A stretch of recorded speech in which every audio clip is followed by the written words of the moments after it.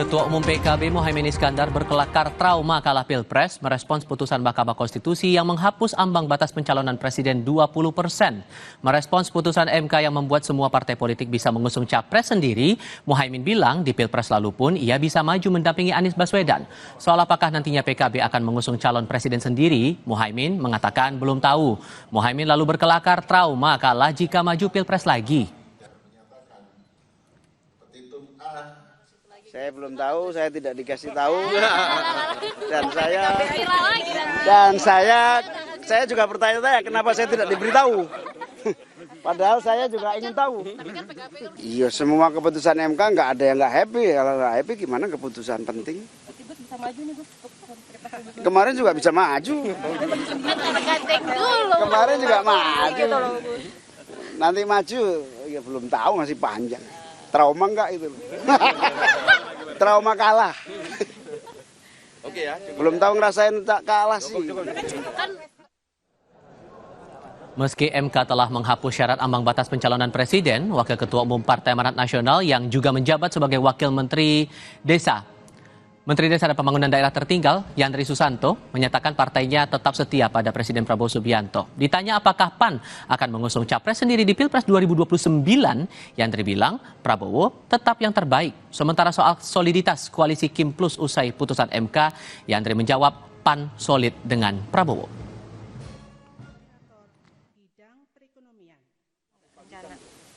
Kita masih setia sama Pak Prabowo sampai sekarang. Yang paling setia sama Pak Prabowo kan PAN 3 kali dukung. Belum terpikir itu ya, Hah? untuk mengajukan kader sendiri kan bisa. Pak Prabowo masih terbaik lah. Kalau Kim sendiri dengan posisi ini solid nggak sih? Ya masih lama, tapi pemilu kan masih lama. Kan udah dengan ada putusan Ya saya nggak tahu kalau partai-partai lain, tapi kalau PAN ya kan pasti sangat solid dengan Pak Prabowo. kan pasti udah ada nih. Politisi Partai Golkar yang juga Menteri UMKM, Maman Abdurrahman mengaku menghormati putusan Mahkamah Konstitusi yang menghapus ambang batas pencapresan. Namun, ia mengingatkan potensi demokratisasi yang justru menghambat konsolidasi nasional dan memunculkan figur yang hanya mengejar popularitas. Harus jadi catatan kita bersama, jangan sampai demokratisasi yang kita harapkan itu justru memiliki hambatan terhadap upaya kita mendorong konsolidasi nasional dan menuju ke arah yang lebih baik. Jangan sampai nanti muncul figur-figur individu yang hanya sekedar ingin mencari popularitas. Itu aja. Akhirnya membangun narasi-narasi yang sifatnya tidak objektif dan cenderung kontraproduktif terhadap agenda besar. Usai MK menghapus syarat ambang batas pencalonan presiden, semua partai politik memiliki peluang yang sama untuk mengusung calon presiden dan wakil presidennya sendiri. Apakah putusan MK ini otomatis memunculkan banyak nama calon presiden penantang petahana? Apakah koalisi besar Prabowo Gibran akan tetap solid dengan putusan MK ini? Kami bahas bersama Direktur Eksekutif Indikator Politik Indonesia Burhanuddin Muhtadi dan Wakil Ketua Umum Partai Amanat Nasional Saleh Daulay. Assalamualaikum, selamat sore semuanya. Waalaikumsalam warahmatullahi wabarakatuh. Terima kasih sudah bergabung. Mas Burhan, kalau Anda melihatnya nih setelah putusan MK kemarin, sudah mulai muncul belum potensi-potensi nama yang mungkin akan melawan petahana di pemilu berikutnya, walaupun masih lama ya? Pertama begini, secara teoritik itu memang pintu lebih terbuka buat calon non petahana untuk maju, menguji peruntungan dalam Pilpres 2029. Tetapi secara praktis, secara real politik, itu tunggu dulu. Jadi ada banyak variabel yang akan dihitung oleh para politisi untuk mengajukan diri sebagai calon presiden. Karena tidak mudah maju dalam konteks Pilpres di Indonesia. Pertama, dilihat dari sudut pandang potensi kedipilihan. Karena politisi itu makhluk paling rasional. Jadi mereka pasti melihat insentif atau disinsentif kalau misalnya memaksakan maju dengan elektabilitas yang rendah, meskipun punya partai sekalipun. Itu yang pertama. Yang kedua adalah logistik. Jadi dengan tingkat pemilihan yang diikuti 204 juta pemilih di Indonesia, dengan bentuk negara kepulauan, itu tidak mudah untuk menjangkau pemilih.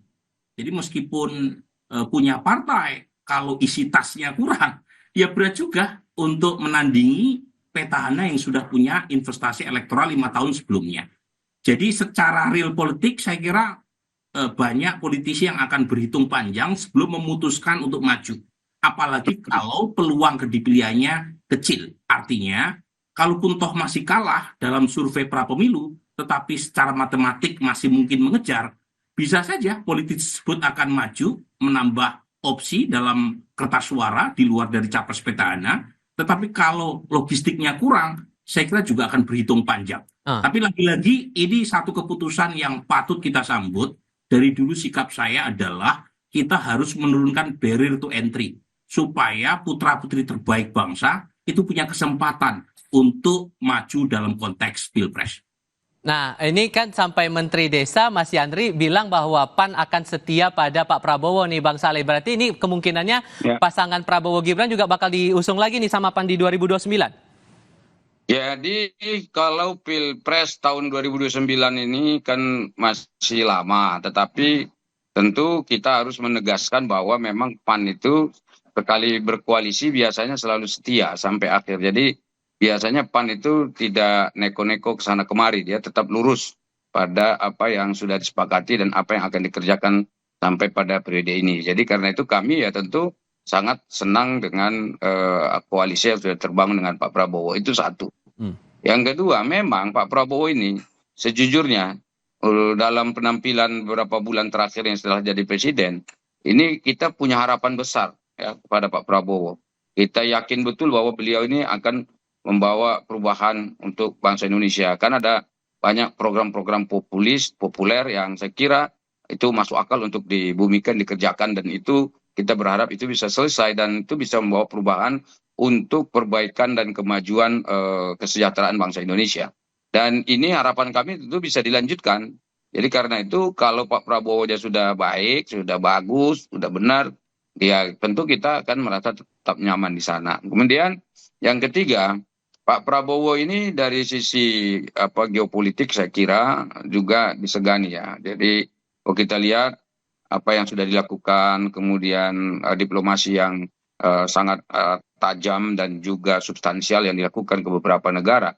Saya kira ini juga membawa semacam angin segar untuk kita semua bahwa Indonesia ini sudah sangat diperhitungkan di bukan hanya pentas regional Pak, tapi juga secara global orang sudah mulai melihat Indonesia bahwa Indonesia ini insya Allah ada masa depan yang cerah yang akan bisa kita raih ya jika kita sungguh-sungguh. Tapi apakah sesungguhnya dari PAN menerawang kira-kira nih nama-nama potensial yang mungkin harus kita cermati lagi nih di PAN siapa-siapa saja? Karena muncul narasi nama Pak Anies dan Pak Ahok nih kemungkinan bakal maju nih 2029 gara-gara kemarin akhir tahun ngomong di Balai Kota waktu itu. Jadi begini Mas, sebetulnya tadi saya sepakat dengan Mas Burhan bahwa yang paling penting sebetulnya adalah pintu masuk orang jadi presiden dan wakil presiden dibuka dulu. Perkara nanti apakah siapa dukung siapa begitu itu urusannya nanti. Saya jujur aja misalnya begini, nanti pada suatu waktu ada di mana kalau tetap presidensial threshold yang dipakai 20-25% seperti itu, ada di mana nanti suatu masa kita agak kesulitan untuk mencari cawapres, mencari capres misalnya begitu dan agak repot begitu. Tetapi kalau sudah dibuka ini tidak akan jadi masalah. Bisa jadi nanti Burhanuddin Muhtadi yang sangat terkenal ini itu bisa jadi capres atau cawapres itu sangat terbuka sekali gitu. Jadi tidak usah diperbincangkan soal itu. Yang penting adalah hak warga negara. Jadi begini, prinsip dasarnya bagi PAN itu adalah bahwa setiap warga negara itu harus sama kedudukannya dalam hukum dan pemerintahan. Itulah prinsip dasar demokrasi. Jika ada hak-hak yang dilanggar atau hak-hak yang tidak direstui diberikan kepada warga negara terkait itu, maka itu tentu sangat tidak demokratis. Nah, selama ini kalau kita rasakan jujur saja apakah misalnya dengan sistem presidensial threshold 20%, 25% seperti itu demokratis atau tidak? Tentu saja tidak demokratis. Sebab apa? Banyak anak-anak bangsa ini yang pintar, yang mampu tidak punya kesempatan untuk jadi capres dan cawapres. Katakanlah misalnya mereka yang berkhidmat di perguruan tinggi Nah sekarang ini mereka yang berkhidmat di perguruan tinggi kalau udah bicara soal politik coba lihat tuh semuanya pintar tuh. Kalau kita lihat analisisnya begini begitu dan seterusnya, mereka Baik. tuh bisa memprediksi siapa yang menang, siapa yang kalah, misalnya seperti itu kan. Aha. Tetapi tidak bisa untuk maju. Kenapa? Karena mereka tidak punya akses untuk tadi masuk Oke. dari pintu 20-25% itu. Oke, Gitu. sorry, Itu tahan dulu di prinsip situ. dasarnya begitu. Oke, kalau membaca posisi dari Kim ini kan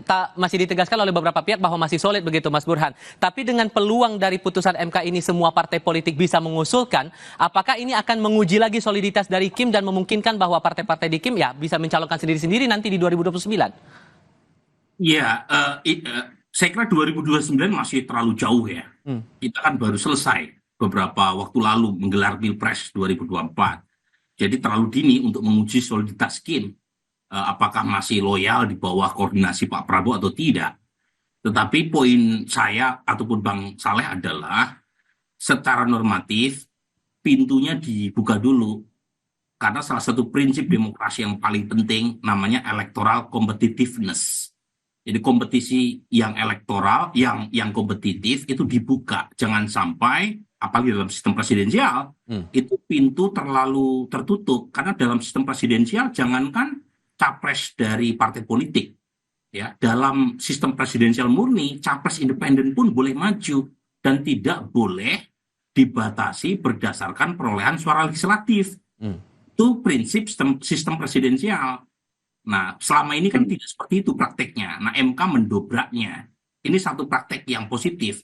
Nah, lepas nanti apakah Kim menggunakan haknya untuk mengajukan ketua umumnya masing-masing maju dalam Pilpres atau tidak, itu soal lain.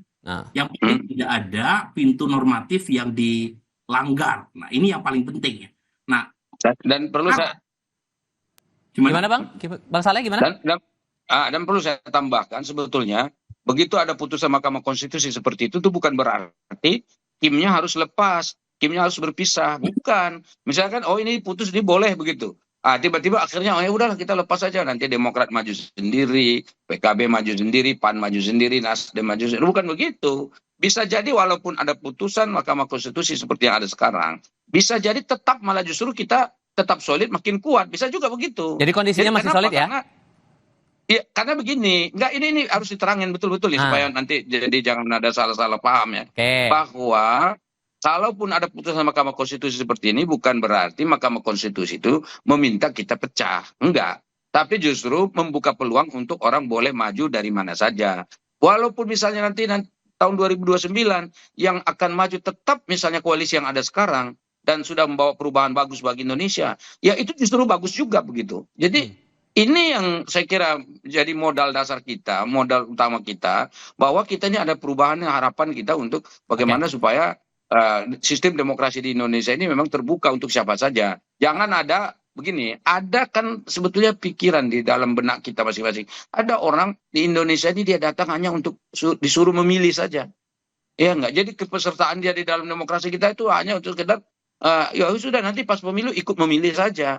Sementara hak dia untuk dipilih dicalonkan itu kayaknya itu loh ya. Kayaknya itu sulit sekali. Nah, kalau kejadiannya seperti itu berarti hak dia sebagai warga negara setengahnya itu tidak ada, tidak ikut begitu. Nah, itu kan tidak boleh. Nah, itu sebetulnya prinsip dasarnya begitu. Faktor figur kan tentu sedikit banyaknya juga akan berpengaruh di sini ya Mas Burhan. Kalau melihat narasi yang muncul di media sosial kan muncul dua nama yang beredar sekarang. Gara-gara ngomong di Balai Kota waktu itu, nama Anies Baswedan, Basuki Cahayapurnama. Dua itu kan mungkin akan menantang atau gimana? Terlebih Pak Jokowi juga merespon harus ada dorongan calon alternatif di balik putusan MK ini.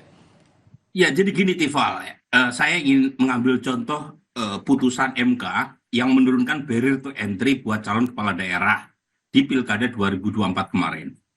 Dan kejadian itu kan 9 hari sebelum penutupan pendaftaran Cakada, calon kepala daerah.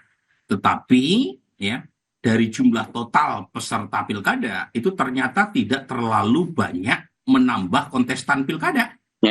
Pintu masuknya sudah dibuka, tetapi tidak banyak. Jadi Kim masih tetap solid mendukung calon yang diputuskan oleh Kim pusat. Nah, pertanyaannya kenapa itu terjadi? Ada faktor insentif mengapa mereka tetap solid di bawah koordinasi Gerindra. Pertama adalah berkaitan dengan pendaftaran kepala daerah yang diputuskan sebelum penentuan skuad kabinet. Nah, itu salah satu insentif tuh. Mengapa banyak partai pendukung Kim yang masih tetap solid, karena mereka berpikir daripada maju dalam pilkada sementara kadernya tidak cukup populer, ya lebih baik mencari insentif dalam bentuk lain. Misalnya ya pembagian power sharing di level pemerintahan pusat maupun di tempat lain. Nah, untuk kasus 2029, meskipun masih lama, lagi-lagi sangat tergantung ada nggak insentif buat anggota Kim untuk tetap solid berada di bawah satu bendera. Misalnya insentif dalam bentuk apapun. Yang kedua, ada atau tidak figur yang populer yang bisa mereka jual, baik apakah figur itu berasal dari kader sendiri ataukah dari kader lain. Contoh, insentif ini. Kalau misalnya capresnya Pak Prabowo, cawapresnya bukan dari kader salah satu anggota partai Kim Plus, apa insentif yang menjadi kompensasi buat anggota Kim yang tidak mendapatkan posisi nomor 1 atau nomor 2?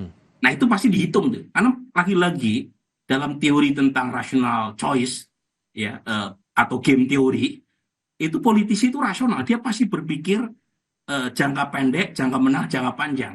Kalau misalnya tidak punya kader yang populer, saat yang sama juga tidak ada pilihan lain yang tersedia di depan mata, ya mungkin saja akan lebih baik untuk mengikuti status quo. Jadi ini yang menurut saya masih terlalu jauh untuk kita pikirkan sekarang, karena Pak Prabowo juga baru dilantik bulan Oktober kemarin gitu loh.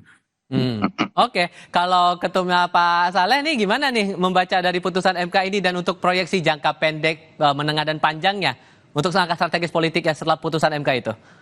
Jadi sejujurnya ini Partai Amanat Nasional memang selalu ikut serta berjuang dalam bagaimana supaya presidensial threshold itu dihapus. Dan yang di depan itu adalah Zulkifli Hasan. Saya kira Pak Mas Burhan juga pernah itu diskusi dengan kami informal ya di tempat kami ya terkait dengan hal ini.